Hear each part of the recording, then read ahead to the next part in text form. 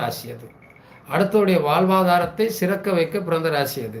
மீனத்தை பொறுத்தளவில் தனக்காக பிறந்த ராசி அல்ல, மற்றவர்களுக்காக பிறந்த ராசி அப்படின்னு சொல்லுவாங்க மீனத்தை. மீனத்தை பொறுத்தளவில் எப்போதுமே தனக்கான மதிப்பு, மரியாதை, கௌரவம், அந்தஸ்து உங்களுக்கு இருக்கும். ஆனால் எந்த பொருளாதாரமும் நிலையானதாக இருக்காது. நாம் பிறந்ததுலேருந்து அடுத்தவங்களுக்காகவே சம்பாரித்து கொடுத்து அடுத்தவங்களுக்காக வாழ்ந்தது மாதிரியே வாழ்க்கை போயிடும். கவலைப்படக்கூடாது. கடைசி வரைக்கும் உங்களுக்கு பேரும் புகழும் அந்தஸ்தும் கௌரவமும் நிலைச்சி நிற்கும் அப்படிங்கிறத மறந்துடாதீங்க.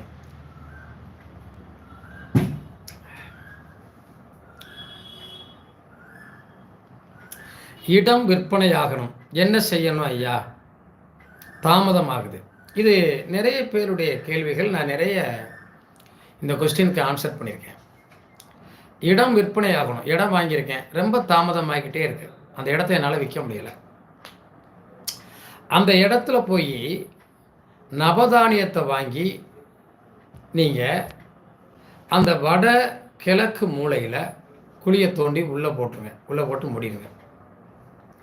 மூடிட்டு வீட்டில் ஒரு சனிக்கிழமை தாமதப்படுத்துது இடத்தை அப்படிங்கிறதுனால தானே, வீட்டில் ஒரு இரும்பு சட்டி வாங்கிக்கோங்க. இரும்பு விளக்காக இருந்தாலும் இரும்பு சட்டியாக இருந்தது, அதில் நல்லெண்ணெய் 100 மில்லி, நெய் 100 மில்லி, விளக்கெண்ணெய் 100 மில்லி ஊற்றிக்கோங்க.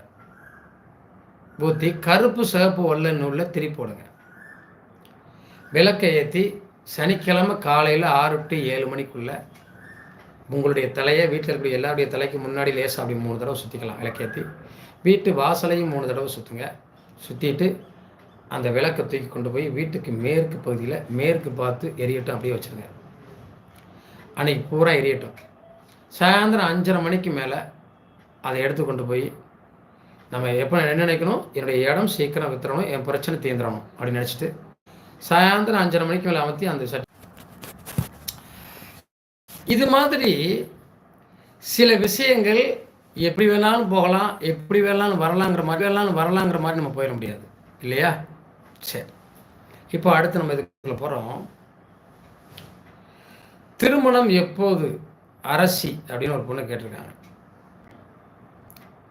இப்போது உங்களுடைய டேட் ஆஃப் பர்த்து டைம் போட்டிருக்கீங்க, உங்களுடைய ராசி நட்சத்திரத்தை பதிவு பண்ணிங்கன்னா கொஞ்சம் நல்லாயிருக்கும் அப்படின்னு நான் நினைக்கிறேன். ஏன்னா ராசி நட்சத்திரம் இருந்தால் மட்டும்தான் அது சிறப்பாக நம்ம இப்போ உடனே சொல்லிட முடியும்.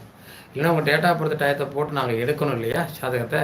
அப்போ எல்லாருக்கும் சொல்ல முடியாதே, நிறைய பேருக்கு அந்த பதிவு கொடுக்கணுங்கிற போது சொல்ல முடியாமல் போயிடுங்கிறதுக்காக சொல்கிறேன். உங்களுடைய டேட் ஆஃப் பர்த் டயத்தை விட உங்களுடைய ராசி நட்சத்திரங்களை பதிவிடுங்க.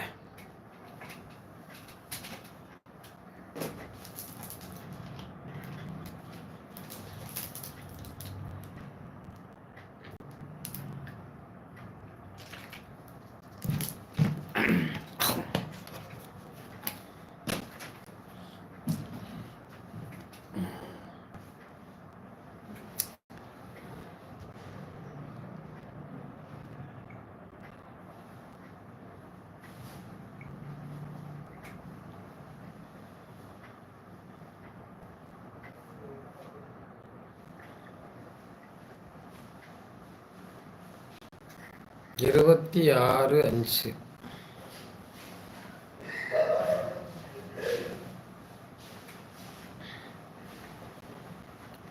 2004.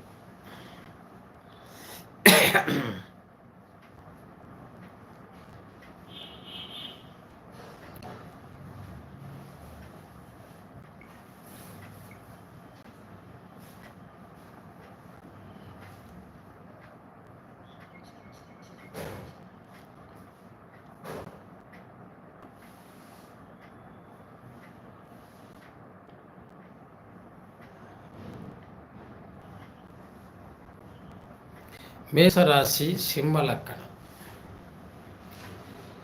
இப்போ இந்த மேசம் சிம்மம் இவர்களுக்கு திருமணம் எப்போ நடக்கும், இதற்கான காலகட்டம் எப்போ அப்படின்னு பார்த்தீங்கன்னா 2026 5வது மாதத்துக்கு மேலே கண்டிப்பாக உங்களுக்கு திருமணம் நடக்கும், எதிர்பாருங்க. ஓகே, வாழ்த்துக்கள். இப்போது இந்த திருமண வாழ்க்கையில் இவ்வளவு பிரச்சனைகளை கடந்து நம்ம